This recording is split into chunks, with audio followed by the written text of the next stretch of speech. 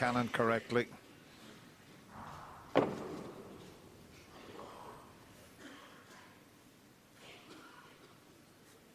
Yes, and not only did he just miss the flick on that red, his position's gone awkward. It's one of those he could have missed it and ended up still on the green or the brown or any ball colour, but where it's finished, it's not easy for a pot.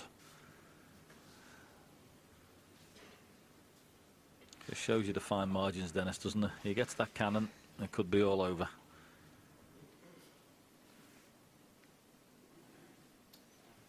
Brown ball. Yeah, he can get in behind the black, I think, if he judges this.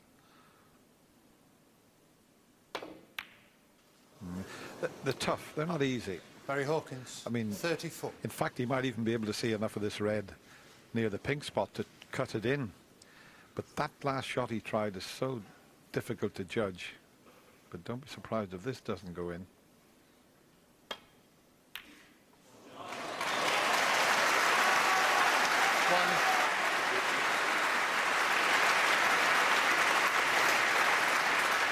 Fabulous shot, and he's got a bit of angle on the brown. Can he somehow, if anyone can get to the last red, it's Judd, but can he have enough angle to miss the green and screw back, John? I don't know, but now he's thinking, why did I put that red safe? Funny the way the frame works out. Well, listen, if he can't muster up a positional shot to free the red, why not go in behind the brown and leave him in a very difficult snooker? But if there's half a chance he can get to the red, he'll take it. He might have to play a little sort of a banana type shot when he screws it back. But now he's looking at going in behind the brown, which wouldn't be a bad choice. Brown. Yeah, I like this shot. Judd Trump 1. I don't think that's the best way of playing it, though. I'd have been cutting off the top cushion. Still, it gives him the opportunity to drop on this dead weight, which he wouldn't have had if he'd have covered that off, Judd.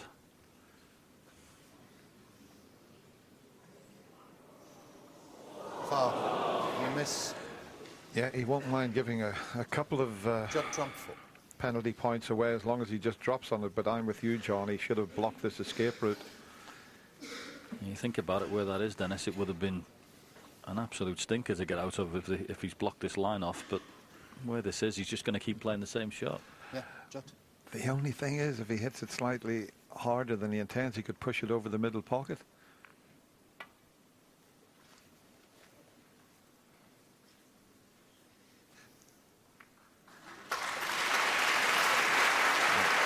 Well, it's a containing shot, but he could be in behind the pink here. Yes, Barry made sure there that he played cushion first, so it took away the chance of promoting that red a little.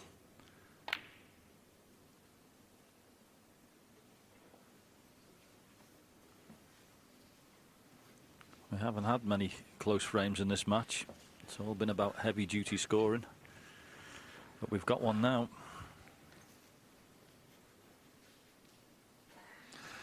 Well, it's great, I mean, to see the big breaks in that, but a lot of people enjoy this just as much. It's much more tense when the frame's like this.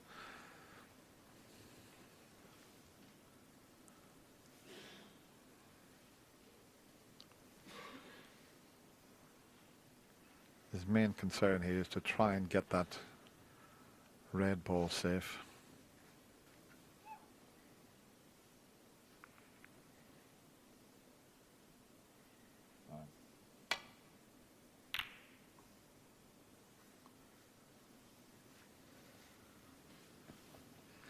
Well, he knocked a similar pot in the other way round previously when he cut one in off the pink spot.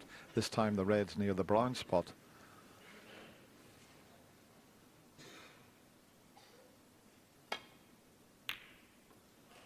Oh, how close was that? He needs this cue ball to get tight on the cushion to make it awkward for Barry. This is far from easy. It looks to be almost straight, John. Yeah, that's what he'd be looking for. He'd be looking for it to be bolt straight to make it more difficult. But I'm not so sure it is. Still a tough pot, this, though.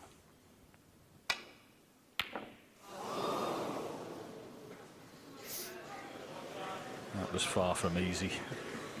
Throw in the fact of the circumstances. That must have looked like the size of a football. Wow, look at the expression on Barry's face there. Oh, he can get a snooker here, you know.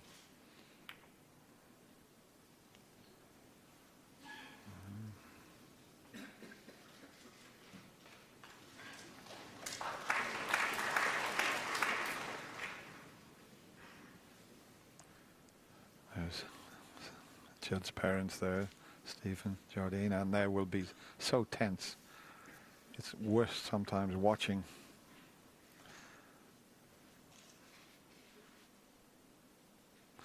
That's one of Judd's good friends there, next to his parents.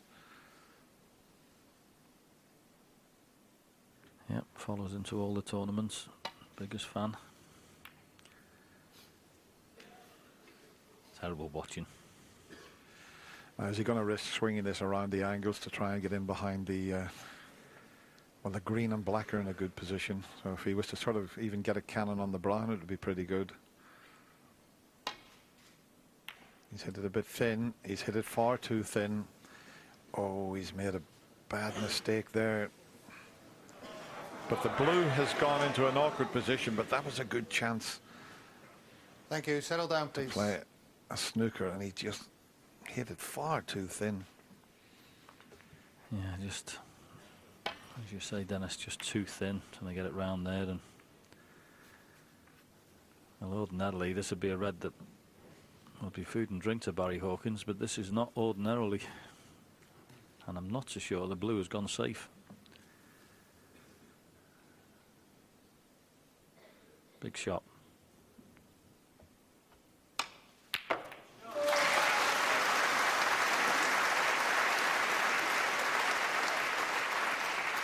One. Well, he's already looking at the blue, so not for this shot, but he's going to need that, and if he could just get in behind it, that would be all he'd need, John. Yeah, I'm just looking at it. It actually is a perfect angle. If it's not as bad, it's perfect. The green's going to go past the brown. If he could drop the blue in, he'd have a straight shot of the yellow, even though he'd be a little closer to the cushion. But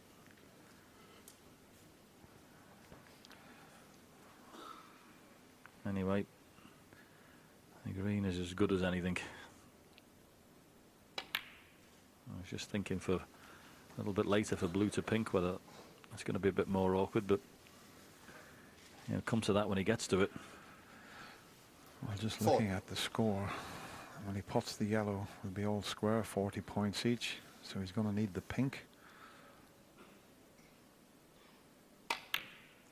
So even if he gets onto that blue, I don't think he can do much with it to get up close to the pink, so there's a little bit of tension left in this frame.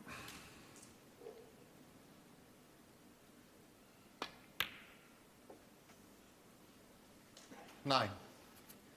Yes, this is the big shot.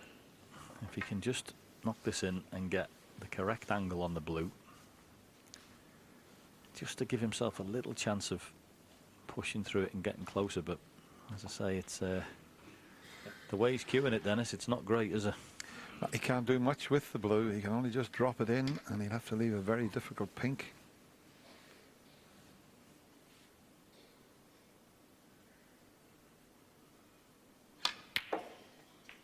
And that's why he's tried to move it slightly. 13. Oh, he's pretty close to the blue. It will go into the left corner, but what a shot to judge. Settle down, please. This is so awkward.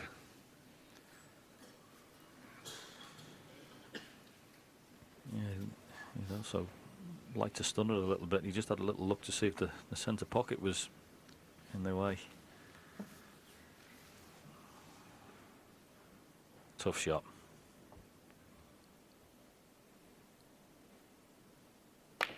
It's there. What a shot he's played there. And he's perfect 18. on the pink. Unbelievable shot. Judd Trump thought he had a lifeline there, but what a shot. And Barry Hawkins pulled off.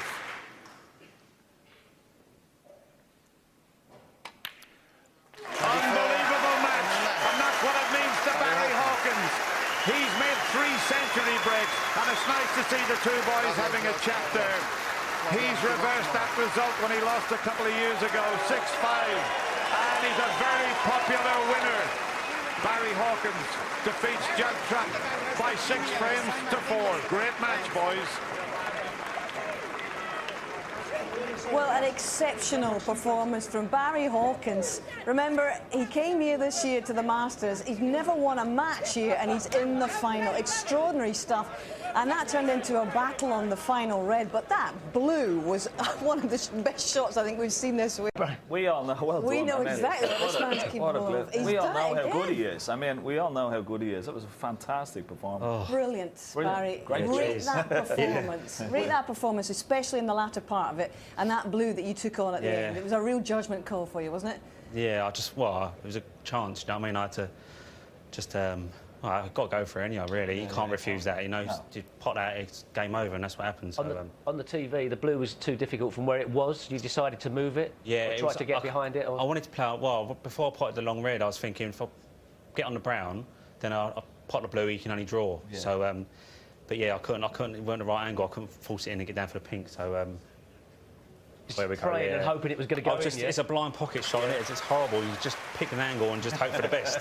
So, yeah, lucky for me, it went straight in the middle. But, yeah, even that pink, I was shaking all over the place on the pink. How did you approach the game? Did you think that, you know, sort of Judd obviously yesterday was played fantastic, but in a way it perhaps calmed you down and thought, I'm the underdog a bit, you can just go out and relax? He was definitely, he was obviously favourite to beat me the way he played yesterday, but I always knew, like, if you can take your practice game out there, you've got a chance. And today I managed to, I managed to do that, really. You started it like a train, back-to-back centuries. It was an absolutely sparkling start, and we were in the 3rd frame. You had a chance, missed that pink, to really put him under the cosh early on. I was a bit disappointed in the interval, to be honest with you, because when you're on a roll like that, you know, I was thinking, right, if I get 3-0 in front there, I'll be over the moon with 3-1 in the interval. So it was a good chance to just keep him off the table, really, and not get his arm going at all. So I was disappointed to miss that pink, but yeah, Terry calmed me down a little bit in the interval. And, we were saying that, but we were watching the Judd Trump Neil Robinson match together, weren't we, in Mike Ganley's room, and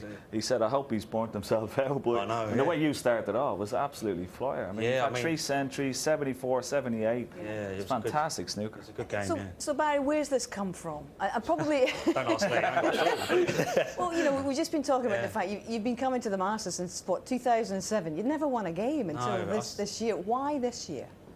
I don't know, it's probably a little bit similar to the Crucible. I won a game there and it settled me down, so perhaps that's what's happened here. And yeah, I can't believe I'm in the final now. I've got a chance of winning it, so yeah, I'm over the moon. Yeah. As you say, that run to the final at the Crucible, what, 2013, you get there, you meet Ronnie O'Sullivan in the final, and the consistency that you've shown at the Crucible thereafter, 2 semi-finals, you're the only fella that's done that, 3 semi-finals or better over the last 3 years. And I just wonder what it's done for you, those performances in your career overall, and what it tells you about yourself now. Well, it tells me I can do it on the biggest stage, so it gives you a lot of belief. But I need to try and get that mentality for the other tournaments, because it just seems to be happening in these big ones. I know it ain't a bad thing, obviously, but if I can try and get myself the same sort of like up for it in the other tournaments, then maybe I can be a little bit more consistent. So there's something to work on for sure. But yeah, I don't know why. I just seem to enjoy these ones at the moment. Having been in the World Championship final and having come up against Ronnie O'Sullivan, I remember it was maybe the season afterwards, you found it a bit of a letdown. Was it hard to live up to that? Was it hard to follow that performance and achievement up for a bit? Yeah, I don't know what it was. I think because I played so much the last 2 or 3 years, when Barry Hearn first came in, he put on so many tournaments and you just feel like you got to play in every single one. It was unusual for us to turn down tournaments, if you like. So we felt like we had to play in everything. So, and that's what I did. And maybe I just got a little bit fed up with the game for a little while. So nothing like a good few defeats to kick you out the bum to try and get the motivation back, really. So yeah, no, it's just trying to get sound a bit like Ronnie, but obviously different kettle of fish. But it's trying to get the balance right a little bit. But just how special is it? This is your hometown. You're a Londoner, and to be in the Masters final here, what does it mean? I can't believe it.